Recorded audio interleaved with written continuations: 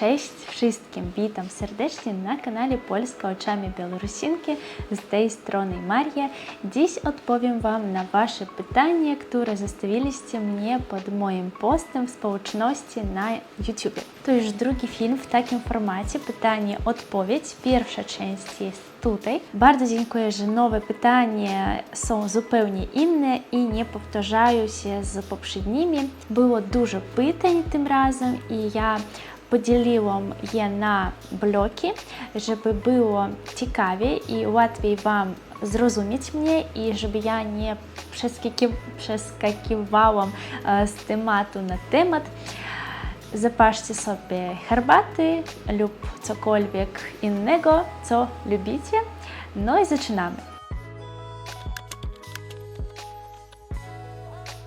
Rozpoczniemy z pierwszego bloku pytań odnośnie nowego roku i planów na nowy rok. Jakie są Twoje plany na rozwój kanału, nad czym planujesz się głównie skupić i jakie formaty na kanale chcesz rozwijać? Co dotyczy kanału, to mam bardzo poważne plany na ten nowy rok. Zamierzam dalej inwestować swój czas i wkładać duszę w ten projekt. Ten kanał jest dla mnie jak trzecie dziecko. Było takie pytanie, czy mam dzieci? Tak, ja mam dwójkę, córkę i syna. No, dzięki temu kanałowi poznaję wielu ciekawych ludzi. Z niektórymi z Was komunikuję mailowo i w taki sposób ja podnoszę swój poziom języka polskiego, więcej poznaję kulturę, historię Polski. No i właśnie zamierzam w tym roku skupić się na takim temacie kultura, historia Polski i Białorusi. A także chciałabym sfilmować kilka wywiadów z zwykłymi ludźmi, Białorusinami i Polakami, bo myślę, że w taki sposób będzie łatwiej i ciekawiej zrozumieć nawzajem Polakom Białorusinów, Białorusinom Polaków. Choć kiedyś żyliśmy w tym samym państwie, Rzeczypospolitej obojga narodów, niestety wieki życia osobne wpłynęli na nas i oczywiście różnimy się od siebie. Było takie pytanie, czy masz jakieś plany odnośnie crossów z innymi twórcami na YouTube? Czy zamierzasz zaprosić na wywiad najbardziej białoruski zespół Navy Band? Jeśli chodzi o Navy Band, to od razu powiem, że planów nie mam, ale wszystko jest możliwe oczywiście, ale na razie mój kanał nie jest na tyle znaczący i duży, żeby zgodzili się oni na ten wywiad korzystny dla siebie. Jestem zwykłym człowiekiem, blogerką, która robi wszystko sama, amatorsko, nagrywam przez telefon. A żeby nagrywać takie wywiady z wybitnymi ludźmi, będę potrzebowała filmowej ekipy, poważny sprzęt. Na razie nie stać mnie na to, więc może kiedyś. A z youtuberami mojego poziomu oczywiście mogę nagrywać i zgadzam się na współpracę. Więc kto chce, piszcie proszę. I oczywiście nie będę kłamać. Bardzo chciałabym w tym roku powiększyć swoje przychody z tego kanału, ponieważ te wydatki, które mam miesięcznie na różne abonamenty niezbędne do prowadzenia kanału, programy, ledwie pokrywają się dochodami. Więc jeśli chcecie mnie wesprzeć, to możecie stać sponsorem mojego kanału za minimalną kwotę, no albo postawić mi kawkę. Dziękuję. Kolejna grupa pytań dotyczy tematów politycznych, które bardzo mi się nie podobają, ale niestety poza polityką nie da się żyć. Wszyscy jesteśmy obywatelami i niesiemy na siebie odpowiedzialność obywatelską. No i to jest bardzo ważne, żeby zwykli ludzie też rozmawiali, interesowali się polityką. Więc takie pytanie. Co myślisz o ustawie, którą Łukaszenko podpisał wczoraj o nietykalności dla siebie i rodziny oraz że otrzyma nieruchomości, jakie teraz zajmuje? Tutaj wyjaśnię wszystkim, kto nie kojarzy. 4 stycznia Aleksander Łukaszenko podpisał poprawki do ustawy o prezydencie, które gwarantują emerytowanemu szefowi Białorusi i członkom jego rodziny immunitet z ochroną dożywotnią i prawo do korzystania z nieruchomości państwowych. Co to oznacza? Oznacza to, że on po prostu teraz boi się o swoją przyszłość i chce uniknąć odpowiedzialności za swoje wszelkie zbrodnie. I właściwie te poprawki są przyznaniem się do winy. To wszystko, co mogę powiedzieć. Drugie pytanie. Jak myślisz, jak będzie wyglądała Białoruś, Polska i Rosja w 2035 roku? Czyli po 11 latach, tak? Wiecie, ja jestem pesymistą w tych pytaniach i mam podstawy sądzić, że sytuacja na Białorusi i w Rosji będzie niekorzystna. Czasy są teraz niepokojące, niestabilne. Myślę, że nadejdą bardzo trudne czasy. Będzie kryzys, on teraz jest, a będzie tylko gorzej. Będzie brak kompetentnych specjalistów, drenaż mózgów. Co będzie się działo w Polsce? Mam nadzieję, i dla mnie to jest najważniejsze, że Polacy nie wejdą w konflikt zbrojny, bo jeśli tak się stanie, to oczywiście nic dobrego nie nadejdzie i tu, i w Polsce. Trzecie pytanie. Jakie zmiany na Białorusi oprócz władzy i systemu politycznego chciałbyś zobaczyć? Jeśli sobie pomarzyć, to bardzo chciałbym, żeby zmienił się stosunek do nauczycieli i lekarzy, bo na Białorusi teraz oni są jak obsługujący personel. System edukacji jest bardzo przestarzały, nie ma tych specjalistów, którzy mogliby coś zmienić. Chęć do pracy jest tłumiona jeszcze na początku, gdy młodzi specjaliści po studiach przychodzą pracować. Co oni widzą? Oni widzą stosy dokumentów, niezadowolenie agresywnych kolegów, wściekłych rodziców, wściekłych pacjentów i co jest najważniejsze w tym, bardzo niską pensję. Będzie teraz dla Was ciekawostka. W naszych szkołach nauczyciele nadal mają obowiązek w czasie wakacji wyrywać chwastów na terenie szkoły. Dokonywanie różnych napraw w klasach. Na przykład coś tam podmalować, coś tam posprzątać, a lekarze mają obowiązek chodzić na tak zwane subotniki i grabiami usuwać jesiennie liście. Moim zdaniem to nazywa się nieprawidłowe przydzielenie zasobów. I jeszcze taki moment. Na przykład, gdy dzieci są na wakacjach i nie chodzą do szkoły, nauczyciele mają obowiązek chodzić do pracy, wypełniają raporty, dokumenty i są tym bardziej zmęczeni niż wtedy, kiedy dzieci chodzą do szkoły i nauczyciele z nimi pracują. Paradoks, prawda? Chciałabym także, żeby na Białorusi lepiej rozwijała się mała przedsiębiorczość. Teraz wszystko dąży do monopolu, jak na przykład sieć sklepów Euroopt, która wchłonęła wszystkie małe sklepy i teraz kupujący mają ograniczony wybór tych samych towarów. Chciałabym, żeby w naszym kraju przynajmniej pojawiła się kultura picia napojów alkoholowych, bo teraz jej po prostu nie ma. Niestety poziom alkoholizmu na Białorusi jest bardzo wysoki. Pamiętam, jak mieszkając na Białorusi, idąc rano do pracy, przechodząc koło zamkniętego sklepu, już widziałam grupę alkoholików, którzy czekają na otwarcie tego sklepu. Często wieczorem, idąc do domu, można było zobaczyć pijanych ludzi, ledwo utrzymujących się na nogach, a czasem leżących na poboczu drogi. Jako lekarz musiałam podejść i przynajmniej sprawdzić, czy ta osoba jest przytomna, czy w ogóle żyje, ale jako kobieta, jako osoba, dla mnie to było bardzo obrzydliwe. Nie mogę rozumieć, jak człowiek może się doprowadzić do takiego stanu i po prostu leżeć z wymycinami. Generalnie u nas to wygląda tak. Jeśli pijesz, to się upijesz. Złotego środku chyba nie ma. Wiem, że ktoś z Białorusinów później napisze mnie w komentarzach, że ja kłamię, obrzucam błotem ojczyznę, ale widziałam to wielokrotnie na własne oczy i z bólem serca to opowiadam. Zwłaszcza teraz, gdy mieszkając w Europie, widzę, jak można kulturalnie spędzać czas, nawet pijąc alkohol.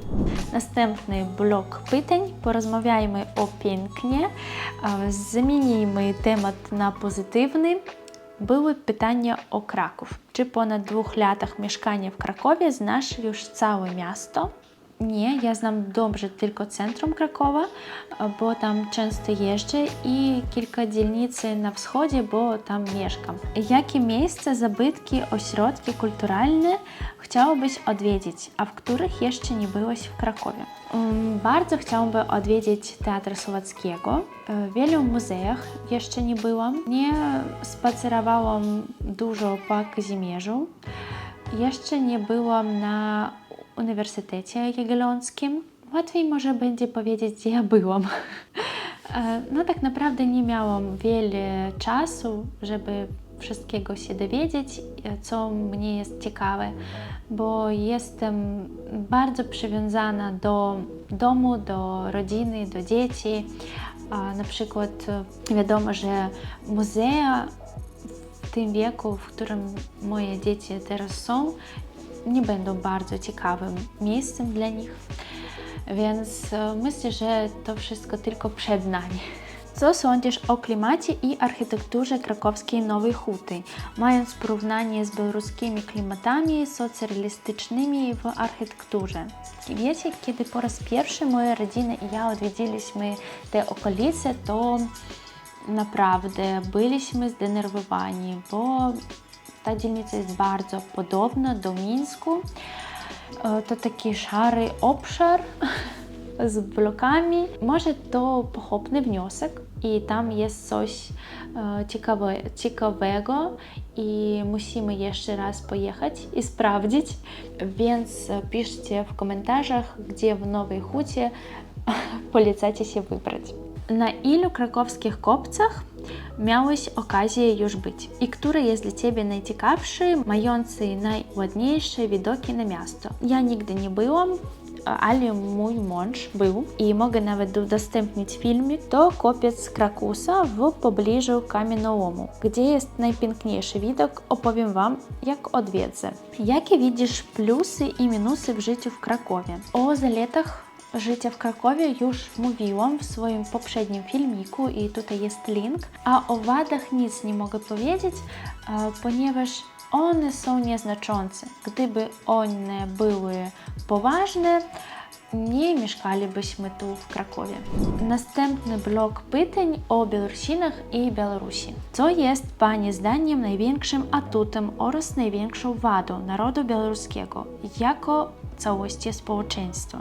Uważam, że najważniejszym atutem naszego narodu jest cierpliwość i wytrwałość, bo wielokrotnie spróbowali nas połączyć z tak zwanym braterskim, sąsiedzkim narodem, ale nie udało się i jak my mówimy, żyje Białoruś i będzie żyć wiecznie. A główną wadą według mnie jest brak organizacji społeczeństwa. A teraz tym bardziej. Jakich tematów w rozmowie z Białorusinami najlepiej unikać, żeby się nie pokłócić albo nie sprawić komuś przykrości? Co jest kontrowersyjne? Wiecie, bardzo denerwuje Białorusinów, kiedy Rosjanie mówią na nasz kraj Białorusia. To jest bardzo subtelne rozumienie językowe. I kiedy Rosjanie tak mówią, oni jakby chcą pokazać związek naszych krajów, jakby Rosja, Białoruś i Białorusię. Nie, to nas po prostu wkurza. Poprawnie po rosyjsku trzeba mówić Białoruś, więc lepiej tak nie mówić.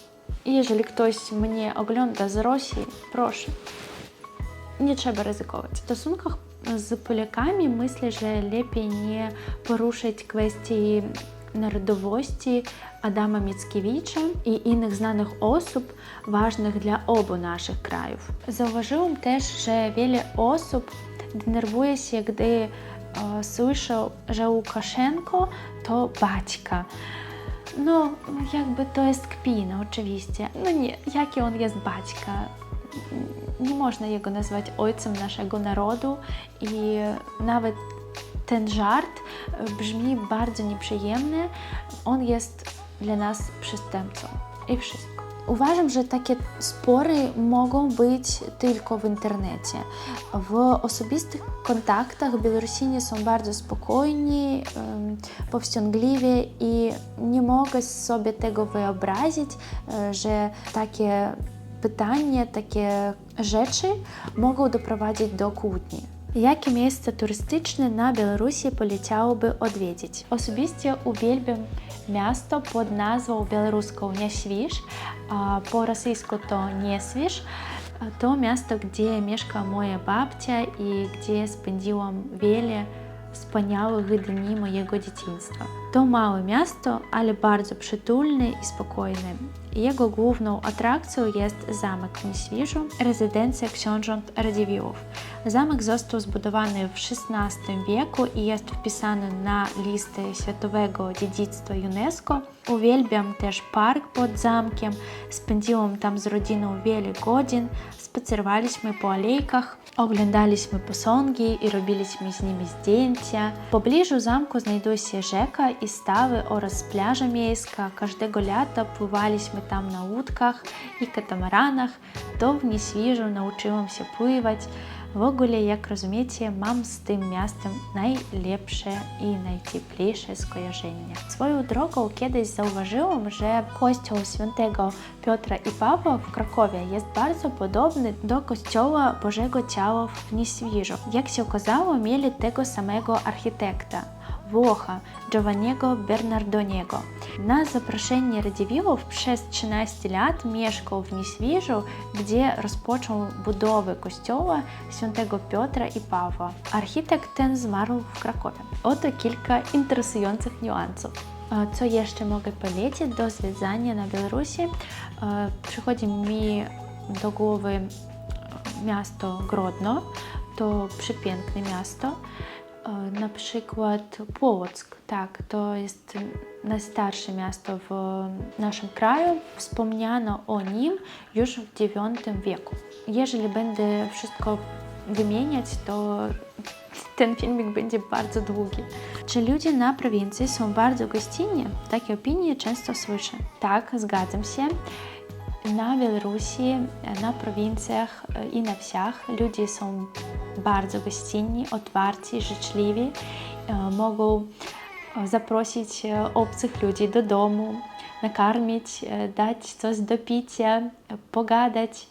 I ja tak podejrzewam, że w Polsce też jest tak, że ludzie na wsiach są bardziej otwarci niż w dużych miastach. Jak często odwiedzasz rodziny i znajomych na Białorusi i czy oni odwiedzają Ciebie w Polsce? Ja i mój mąż nie możemy pojechać na Białoruś, ponieważ mamy status ochrony międzynarodowej. W 2020 roku mój mąż brał udział w protestach na Białorusi i wszczęto przeciwko niemu sprawę karną. Groziło mu około 3 lat więzienia, więc zmuszony był opuścić. Opowiadałam już naszą historię bardziej szczegółowo na swoim kanale, tutaj jest link, więc możecie obejrzeć. Czyli nie byliśmy na Białorusi od 2021 roku. Nasi rodzice i krewni też nie mogą do nas często przyjeżdżać ze względu na wizowe ograniczenia, które wprowadziła Polska. I uzyskanie wiz jest nie tylko trudne i czasochłonne, ale także kosztowne. Wizy łatwiej jest uzyskać za pośrednictwem innych krajów UE. Kto jest Twoim ulubionym białoruskim pisarzem, a kto poetą? Co się Tobie najbardziej podoba w ich twórczości? Moim ulubionym pisarzem jest Władimir Karatkiewicz, a poetą Janka Kupala. Ja na pewno opowiem o tych wspaniałych osobach na swoim kanale, ale później, bo oni zasługują na szczególną uwagę. Pytanie dotyczące podróży. Jakie masz plany podróżnicze w tym roku? Po Polsce czy podróże zagraniczne? Czy będziesz kiedyś w Łodzi? Miasto bardzo niedocenione. Kiedy wybierzesz się na Mazury? Najprawdopodobniej w tym roku nie pojedziemy za granicę. Chcemy odwiedzić kilka miast w Polsce, bo jeszcze nigdzie nie byliśmy poza Warszawą i Katowicami przyjazdem. Ja na przykład chciałabym odwiedzić Gdańsk nad morzem, góry, Łódź, Wrocław, Mazury, wszystko. Jeśli mi to się uda, opowiem Wam tutaj na swoim kanale i podzielę się swoimi wrażeniami. Obiecuję. Następne pytanie, które nie udało się umieścić w jakąś grupę, blog. Czy kojarzy postać Stanisława Bułak-Bałachowicza, znanego m.in. z walk w wojnie polsko-bolszewickiej? Nie bardzo znam o tej osobie, ale z tego, co udało się znaleźć w internecie, to jest sprzeczna osoba, dwuznaczna. Dla niektórych ten człowiek jest bohaterem, dla niektórych jest zdrajcą i przywódcą pogromów i przemocy. Powiem szczerze tylko to, że nie pamiętam tego nazwiska w podręcznikach historii na Białorusi. To potwierdza dwuznaczność tej osoby. Ile książek czytasz rocznie? Czy interesują Cię jakieś konkretne gatunki książek? Wcześniej czytałam więcej, miałam więcej czasu, gdy nie miałam dzieci. Średnio 3, 4, 5 książek miesięcznie, a teraz dobrze, kiedy 2. No i mogę powiedzieć, czego ja nie czytam. Ja nie lubię fantastyki naukowej, thrillerów, kryminałów. Najbardziej lubię czytać powieści historyczne i biografie, czyli takie książki, które mają realne podstawy i pozwalają lepiej zapoznać się z konkretnymi osobowościami i epokami. Czy Twoje dzieci dobrze sobie radzą w polskiej szkole? Moje dzieci jeszcze nie chodzą do szkoły.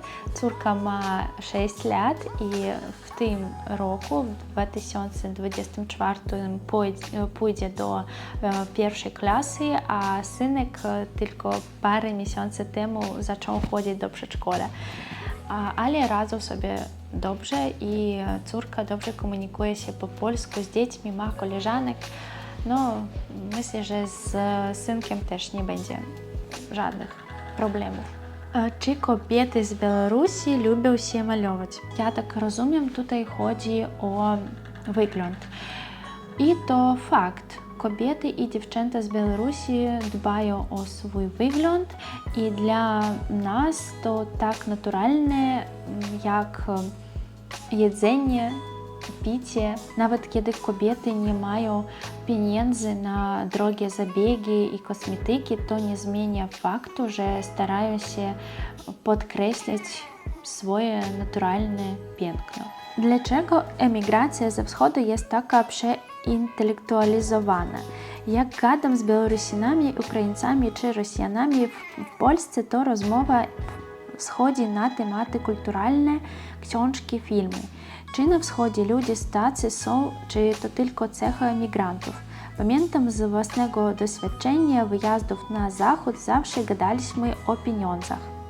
Mogę założyć, że wśród naszych emigrantów ten temat nie poruszy się, bo po prostu nie ma zwyczaju rozmawiać o pieniądzach. No to jakby taki niecywilizowany temat. pytać, kto ile zarabia i tak dalej, i to jak ingerencja w życie osobiste, ale mogę się mylić. No dobrze, w tym miejscu zakończę odpowiadać na Wasze pytanie, bo myślę, że ten filmik będzie i tak już bardzo długi.